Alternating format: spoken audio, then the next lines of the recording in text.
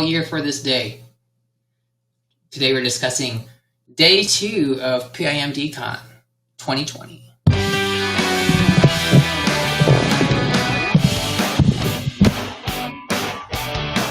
This is a 39.6 Facebook and YouTube Live Finance Show. The show that teaches high earners like yourselves how to make your money work for you, so you don't have to work for your money. We talk general investing, taxes, real estate, syndications, Airbnb, even the car you drive. Today is Day 2 of PIMDCON 2020. It's been a fun virtual meeting with awesome speakers, topics, great Q&A. It's just awesome to see so many people coming together for these meetings virtually in this day and age. Actually, I feel like we're being able to reach out to more people in this virtual setting is pretty awesome. All right.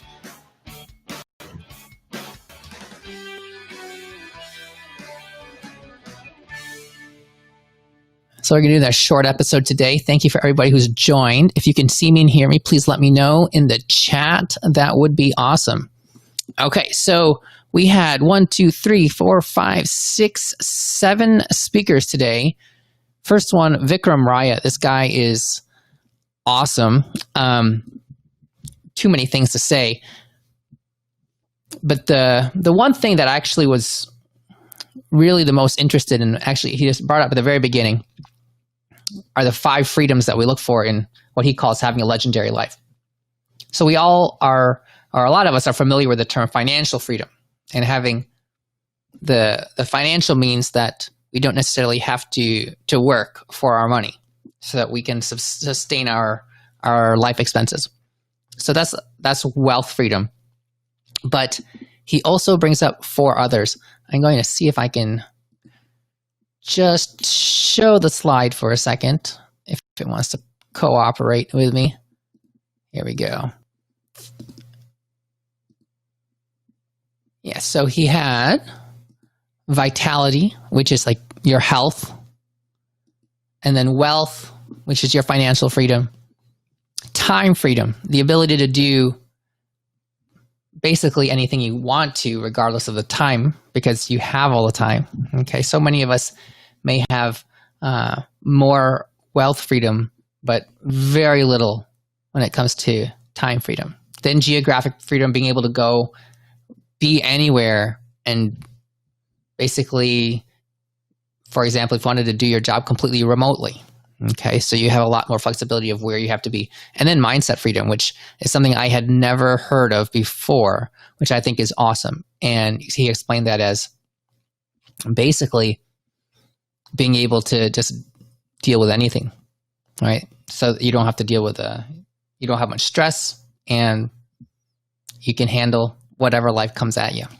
Okay, so I thought that was actually really, really pretty cool to see all these different facets of what often restrain people.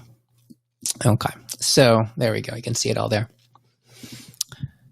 Lati and Kenji always do awesome talks. Lati talked about being an employee and how that's really limiting, and when you become an owner and an investor, business owner, like you are in real estate, then you can be in control of your own destiny.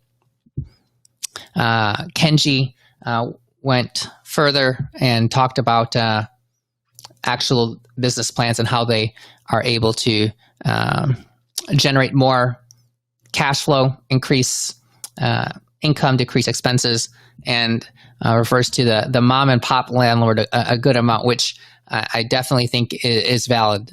Real estate is a super, super inefficient asset class because they're not like traded within milliseconds like publicly traded securities. So there are a lot of inefficiencies to be found, especially in a marketplace where you're not competing with institutional class assets. When you're buying smaller assets, when you're buying properties with mom and pop landlords who have been holding onto assets for a long time, they may not have much debt on it.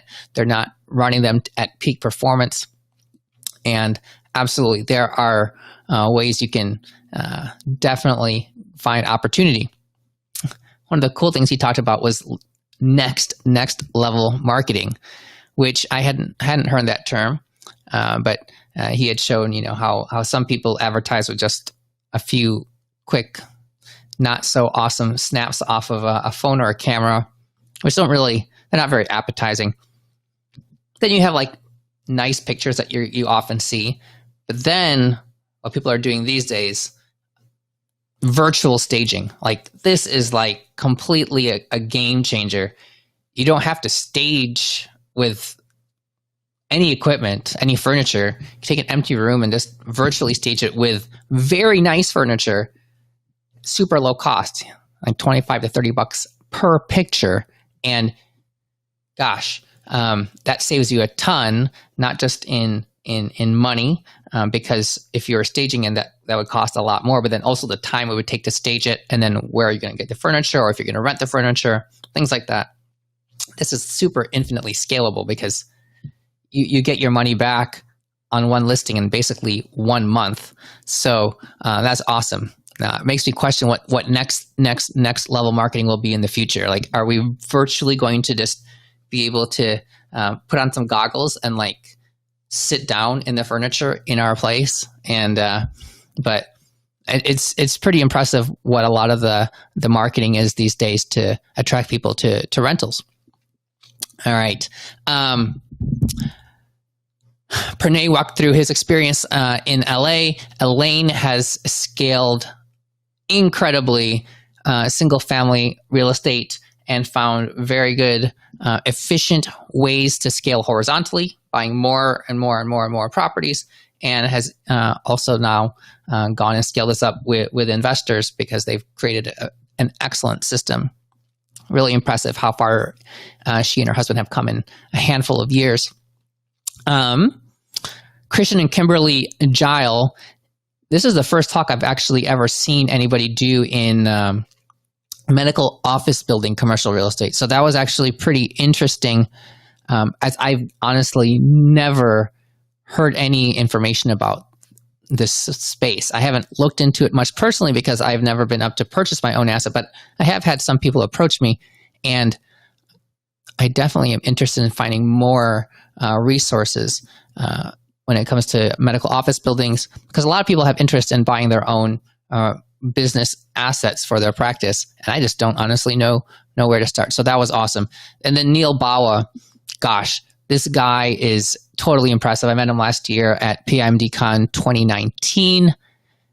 The stuff he is able to do as a property owner from like a tech standpoint and efficiency standpoint, it is just awesome. He threw out tons and tons of data and very beautiful polished slides with awesome data looking at real estate areas where things are better, not as good, and how COVID has changed all of this. And it's just really nice seeing that data out there to kind of give you a feeling of different types of real estate assets and locations, and having the numbers to back it up. I really love it when people bring data to present, because that's a lot. Those are like objective numbers. All right. And so it really helps you think forward looking how things can pan out in real estate. And his Q&A was awesome. I didn't get to go to all the Q&As today, but those Q&As are super high value. And because there's only so many people there, and then get like 50 minutes of questions and answers. So I am excited. I'm going to end today's episode. Tomorrow will be day 3 of PIMDCON 2020, and my talk will be released. So hopefully that goes well, and I have a Q&A tomorrow at 4 p.m. Central Time for VIP members. All right. Have a good night, everybody, for Saturday, October 10, 2020. Now, actually, October 11 in 3/4 or so of the country. All right. Until tomorrow for PIMDCON 2020 day number 3. None of this is actual professional real estate, accounting, tax, financial, any other advice. Simply entertainment for myself, hopefully for you. Have a good one.